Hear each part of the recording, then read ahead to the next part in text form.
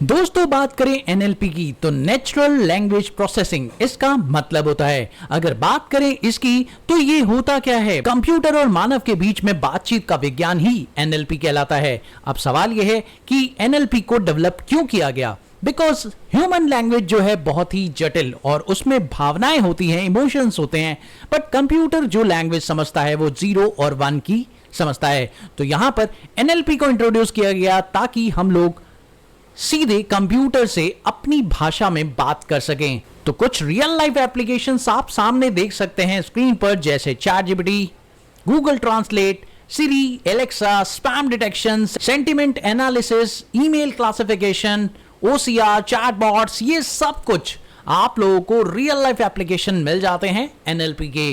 अब सवाल ये उठता है कि एनएलपी का जो प्रोसेस है और फ्लो है वो कैसा होता है। एनएलपी का वर्क फ्लो कुछ इस तरह से होता है। सबसे पहले रॉ डेटा आपके पास आता है जो कि एक टेक्स्ट फॉर्मेट में होता है, यानी आपकी बातें जो आप करते हैं।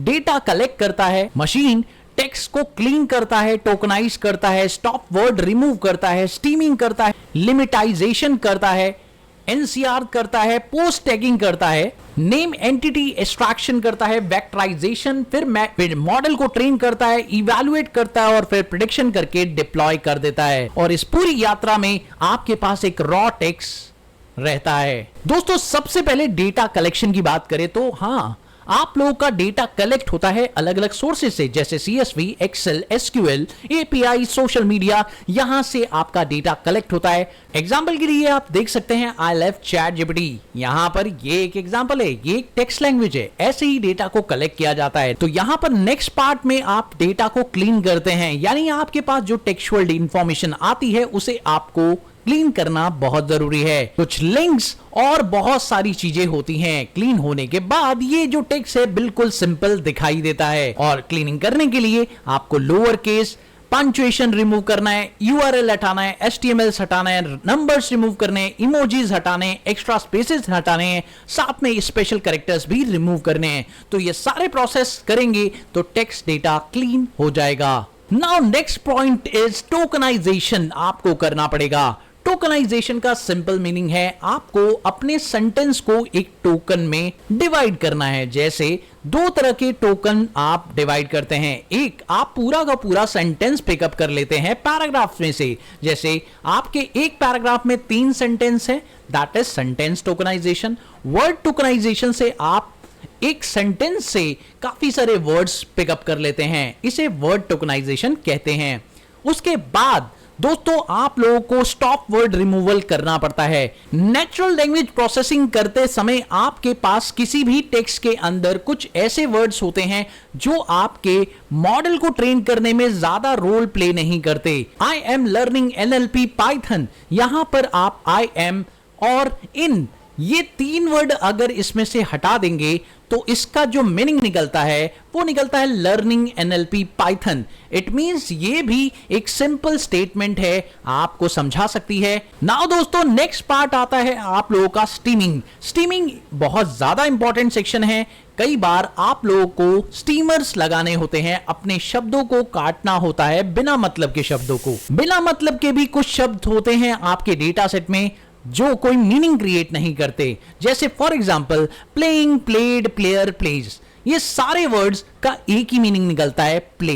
तो यहां पर आप इसे स्टीम कर देते हैं और स्टीम करके सिर्फ एक वर्ड में चेंज कर देते हैं। तो पूरे डेटा सेट में, पूरे टेक्सचुअल फॉर्मेट के अंदर आपका जो डेटा है वो एक पेज पर आ जाता है, ताकि बहुत सारे वर्ड्स से मिक्सअप आपका जो टेक्स्ट है वो ना हो। ठीक है, मॉडल को देने से पहले, मशीन को देने से पहले, मॉडल को सिखाने से पहले हमें उसे प्रॉपर तरीके से छोटा करना पड़ता है। Now the point is lemmatization. Lemmatization से आप सबसे पहले ये चेक करते हैं कि आपके डिक्शनरी का इस्तेमाल अगर आप करना चाहते हैं तो आप उसे यूज कर सकते हैं। फॉर एग्जाम्पल आपको बेटर, बेस्ट, आई, रनिंग, रैन, यहां पर आपको जो वर्ड दिए गए हैं वो गुड और रन है।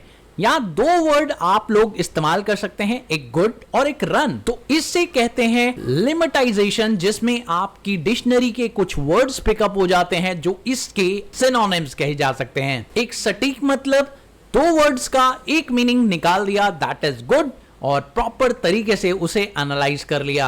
नेक्स्ट पार्ट आता है पोस्ट टैगिंग। दोस्तों, पार्ट ऑफ स्पीच आपको वहां से निकालनी पड़ती है अपने टेक्स्ट में से। जैसे राहुल इज ईटिंग मैंगो, यहां पर आपको अपने टेक्स्ट में से राहुल वर्ब या नाउन, राहुल क्या है, नाउन है, eating is a verb and noun mango. तो यहां पर आपको अपने टेक्स्ट में टैगिंग करनी होती है कि कौन सा पार्ट किस नाउन या किस वर्ब को टैग कर रहा है। तो बेसिकली यहां पर आपको टैग करना होता है अपने स्पीच को, अपने सेंटेंस को। नाउ दोस्तों, उसके बाद बात आती है नेम्ड एंटिटी रिकॉग्निशन। इससे बहुत फायदा मिल सकता है आपके कंटेंट को पहचानने में। मान लीजिए आपके पास एक सेंटेंस है जिसमें लिखा है राहुल वर्क एट माइक्रोसॉफ्ट इन दिल्ली। अब यहां पर आपके पास 3 टर्म्स इस्तेमाल हुए हैं, राहुल, माइक्रोसॉफ्ट और दिल्ली। आप यहां पर एक टैगिंग और करते हैं जिससे वो वर्ड पहचाने जाते हैं, और पहचानने के लिए आप राहुल को बता देते हैं कि राहुल एक पर्सन है, माइक्रोसॉफ्ट यहां पर ऑर्गेनाइजेशन है और दिल्ली एक लोकेशन है, ताकि उस वर्ड की एक्चुअल पहचान हो सके। नाउ दोस्तों, इंपॉर्टेंट पार्ट आता है, दैट इज 11th और 12th पॉइंट, जिसे आप फीचर एक्सट्रैक्शन या बैक ऑफ वर्ड कहते हैं। Computer can not understand the text. Computer को कभी भी टेक्स्ट समझ में नहीं आती, उसे नंबर्स चाहिए। तो उसे नंबर्स कैसे मिलेंगे, चलिए देखते हैं। यहां पर आपके पास 2 सेंटेंस दिए हुए हैं, आई लव एआई और एआई इज अमेजिंग। अब इस 2 सेंटेंसेस के अंदर एक्चुअली जो वोकैबुलरी है, जो शब्दकोश है, वो है I love AI is amazing. तो यहां पर जो शब्दकोश तैयार हुआ, यानी जो शब्दों का भंडार तैयार हुआ, 6 वर्ड्स क्रिएट हुए। अब आपको करना क्या है, आपको चेक करना है कि ये जो वर्ड है पहले सेंटेंस में कितनी बार आया है। इट मींस ये काउंटर की तरह काम करता है और आपको बताता है कि ये वर्ड आपकी इस लाइन में कितनी बार आया है। 2 बार आया है तो 2 लिखा जाएगा। जैसे अभी आई सेंटेंस 1 में आई जो है 1 बार है, लव 1 बार है, एआई 1 बार है, इज 0 बार है और अमेजिंग 0 बार है। इसी तरीके से आप दूसरे सेंटेंस में देखें तो आपको आई 1 बार भी नहीं मिल रहा, लव 1 बार भी नहीं मिल रहा, एआई 1 बार मिल रहा है, इज 1 बार मिल रहा है और अमेजिंग 1 बार मिल रहा है। नाउ दोस्तों, नेक्स्ट फेस आता है टीएफ और आईडीएफ।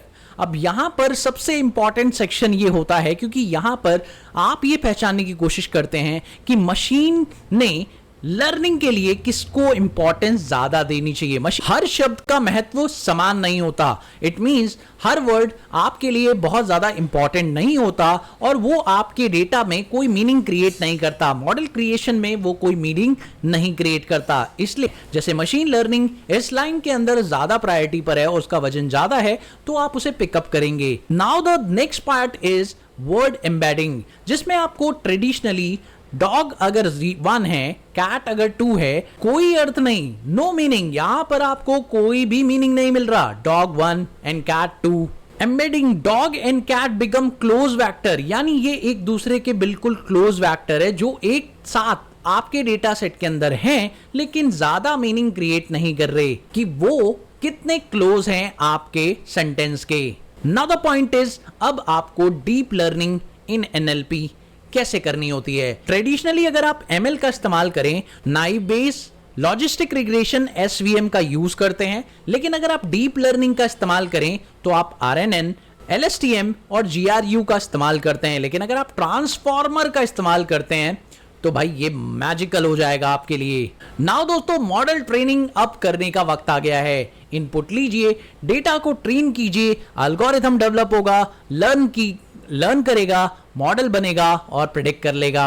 इवैल्यूएशन फाइनली आपको करना पड़ेगा कि भाई आपका मॉडल कितना एक्यूरेट है, और उसके लिए तो आप जानते ही हैं, अगर आपने एमएल पढ़ा है तो भाई मैट्रिक्स आपको निकालने पड़ेंगे, एक्यूरेसी चेक करनी पड़ेगी, precision, recall, F1 score, ROC curve, confusion matrix, ये सब बनाकर चेक करना पड़ेगा, जिससे आपको पता चलेगा कि आप जो मॉडल तैयार कर चुके हैं वो कितना एक्यूरेट है। नाउ फाइनली आप प्रेडिक्ट करवाएंगे, आप एक नया डेटा उसे देंगे और वो प्रेडिक्ट करके बताएगा कि क्या ये डेटा स्पैम है या नहीं है, यानी ये टेक्स्ट मैसेज एक स्पैम मैसेज है या नहीं है। अब डिप्लॉयमेंट शुरू होगा। डिप्लॉयमेंट मॉडल में आप इसे मोबाइल ऐप में, चैटबॉट में या वेबसाइट पर या किसी एपीआई में भेज देंगे और फाइनल फेज समाप्त कर देंगे। रियल वर्ल्ड में एनएलपी के प्रोजेक्ट्स बहुत सारे होते हैं, जैसे spam detection, fake news detection, sentiment analysis, chatbot, language translation, text summarisation, resume screening, document classification, OCR, answer translating, question answering, speech recognition, ChatGPT. तो काफी सारे एग्जाम्पल रियल वर्ल्ड में आपको मिल जाते हैं। उसके बाद अगर इसका कंप्लीट वर्कफ्लो एक बार देख लें, रॉ टेक्स्ट डेटा कलेक्ट किया, टेक्स्ट क्लीन किया, टोकनाइज किया, स्टॉप वर्ड रिमूव किया, स्टीमिंग किया, उसके बाद lemmatization, POS tagging, NER, vectorization, feature engineering, model training, evaluation, prediction और डिप्लॉयमेंट कर लिया। तो ये सारे स्टेप्स आप लोगों को जब भी आप एनएलपी पढ़ें तो ये फॉलो करने हैं। अगली वीडियो में हम लोग एनएलपी के बेसिक फंडे को समझेंगे और उसके सारे प्रोसेस पर एक एक करके बात करेंगे। तो आने वाली वीडियो काफी अमेजिंग होने वाली है। प्लीज बने रहिए हमारे साथ इस चैनल पर।